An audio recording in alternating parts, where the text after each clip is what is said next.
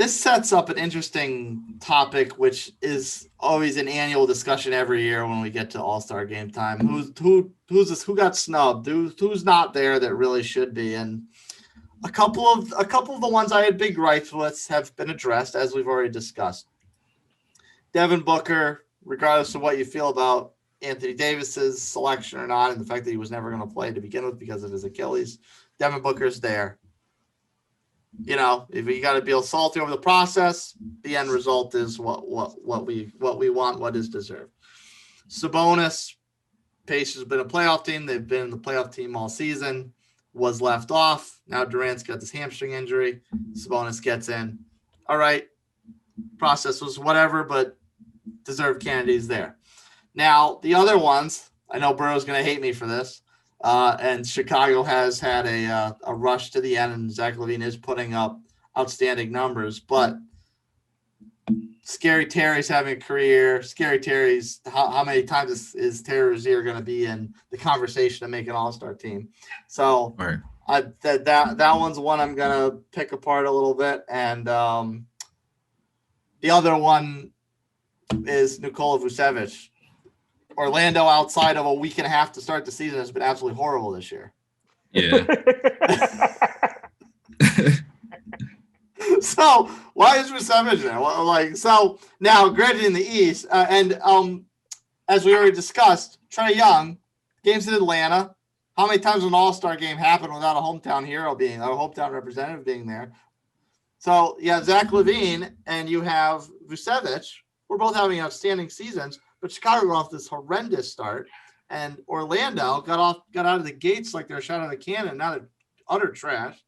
They're both there, and you have a hometown hero, Trae Young. Granted, Atlanta's not been playing as well as we've expected them to, and Terry Rozier, who's having an absolute career year, not going to be in the conversation to make an All-Star team, and he's left off as well. And the only other one I would have to pick apart is out of the West. This nobody expected. I personally did it. I don't know how the Spurs are putting together a winning record right now, let alone a playoff season. Yeah. And you have DeMar DeRozan, who's putting up an absolutely stellar season, and he's another one not on the roster. And if I'm looking at the West reserves right now, does Zion need to be there? Why is Zion there, not DeMar DeRozan? I mean, you can't leave Chris Paul off because he's really turned the Suns around. You can't leave Spider Mitchell off because he's on the best team in the West and having an incredible year. Yeah. To the same point, because they are far and away the best team in the league, they get a second All-Star. So let's go Bear. Portland's a playoff team, so you can't be mad at Dame Lillard. Yeah. The Clippers are up there, but did they need to? Did Paul George need to be there? Or why can't DeMar DeRozan get it? So that's my whole take on the snubs. Those are three players that I'm a little still miffed about them not being there. But what do you guys think? Berto, let's start with you and then go to Shad. Who are the biggest snubs in your eyes? I think the biggest snubs, like as you said, are Trae and DeMar. Trae is averaging 2 more points than Nikola. That's how you say his name, right? Yeah. Nicola. Yeah. Yeah. He's averaging 2 more points, and I think at least 3 more assists per game. I think he's very underlooked this season. As you said, we would hope there would be a hometown hero. DeMar, I think he has changed the way he played in order to fit the Spur culture that they have right now, and he's doing an amazing job to get them to win games and even be close if they lose one. I don't think Zion should be there. Yeah, I don't think so. Especially Paul George. Paul George, he's been absolutely horrible the last couple of seasons, and I think it's just another one we just re-announced. That's a good segue over to Shad, the resident Clippers fan. Hey, man. I mean, don't be hating on Pandemic P. That was last season. Pandemic. How long is it going to last? Nah, he's been doing great this season. I mean, in the bubble, he wasn't great. That's why we call him Pandemic P now. So, I would say he's deserving of the All-Star spot this year. There's a couple people I don't think that are deserving. I'll start with the East first. I'm not sure if if I had to take somebody off, my first person would be either, I'd said it before, kind of James Harden or Kyrie Irving. In that spot, I would probably put Russell Westbrook. Like I said, you're averaging pretty much a triple double. You're just like 0.2 under a triple double for rebounds and assists, and you're just under 20 points a game. And every other year, you're like, this is historic. Like nobody ever does it. Like, for a season besides Oscar Robinson. You guys heard that like pretty much your whole lives until he did it. Now triple doubles are meaningless now. Right. Like back in the day, you would have been thought of as like the GOAT. And like now you're trying to downplay the triple double. He's still doing that, with a much worse team, I would say, with the Wizards besides Bradley Beal. And I just think that's all-star worthy with what he's doing. He's just averaging under a triple double. He's like 9.7 rebounds, 9.8 assists, and like just under 20 points. Come on, that's an all-star right there. Yeah, I'll push you a little bit on that one because Jets standing on a little bit of a podium right now with being angry at Beal being there. I'm not upset about Beal being there. Likewise, to your point, Chad, I'm also not upset with Luka being there. Both of them are putting up outstanding numbers. But Westbrook, if you're granted, the Wizards have had a little charge here. They're getting back into the conversation. They're still under 500. They're still in the playoffs. You don't get two All-Stars. And if I had to choose between one or the other, I'm taking Beal over Westbrook.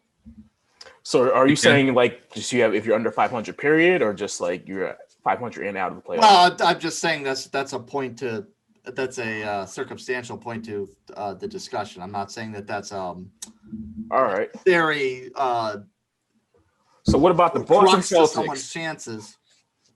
What about the Boston Celtics? Yeah, look at them. They got two All-Stars and they're under 500. That's that's not right. I personally would not have given them two starters. However, the way I interpret them getting one, because they've been a playoff team all season. They're still in the playoff. They're still in the playoff standings at the moment. I would have given the spot to Jaylen Brown over Jason Tatum. And I would have too. And quite frankly, like the amount of people that will lose their minds if you don't have Jason Tatum in the All-Star game, that would probably not go over too well. Yeah. I don't care about pissing people off, but the people at the top of the NBA making decisions don't have a spine. Yeah. My person I don't think is deserving in the West. He's my boy. I love him. I always love him. He's probably my top 5 players ever. But Chris Paul. I understand that this probably might be his last hurrah for All-Star games. He's 35 years old. I just think, he's never been like a true stats guy. You can't look at his stats and kind of look at his impact. He's always been like that with the Clippers, and he's back in the day of that with the Hornets. His leadership, his hustle, his toughness, everything just, uplifts the team, probably adds 15 wins a year, just that alone. But I would give that slot to Mike Conley. He's kind of doing the same thing with the Jazz. He's never made an All-Star team before, and your team has the best record in the NBA. So I would kind of give that slot to Mike Conley. Zion Williamson, I'm kind of torn on him. I mean, he's kind of like the second coming of Blake Griffin, just that explosive, fun to watch person, dunker. Will get you a lot of ratings, a lot of eyeballs, a lot of YouTube views just by the way that he plays. Probably in his slot, I would probably maybe go with DeMar DeRozan because he has transitioned to playing a lot of power forward this year, and he could easily take that spot for Zion. And I would go with one more that I say is kind of not deserving. I don't think Jason Tatum is deserving. I just think when I watch, the Celtics play, it's a lot of, it's not team ball like it was, in the past. It's kind of like with him and Brown, it's like, all right, it's your turn. Now it's my turn with the ball. It's not like, a lot of spacing and a lot of, team ball. So I would probably take him off because I would think you probably only have to choose one of those guys. I would go with Brown over Tatum. And then I would put, I'd put Trae Young in his spot. Hometown guy, All-Star game in Atlanta. He's kind of like, Steph Curry light, very good shooter, very good playmaker. I think he'll be probably like an MVP one day if you put like better pieces around him. And you know, he's just balling out right now. I agree. I would like to add one more person that I think is a snub that hasn't been mentioned yet. Tobias Harris. He's been playing really well for the 76ers. He's averaging like 20 and 8 and 5. So I think he should be in there in place of some of these other players that are on the list. No, I like Tobias, but he's an all-star role player to me. He's not like a true all-star. He's as good as the people are around him.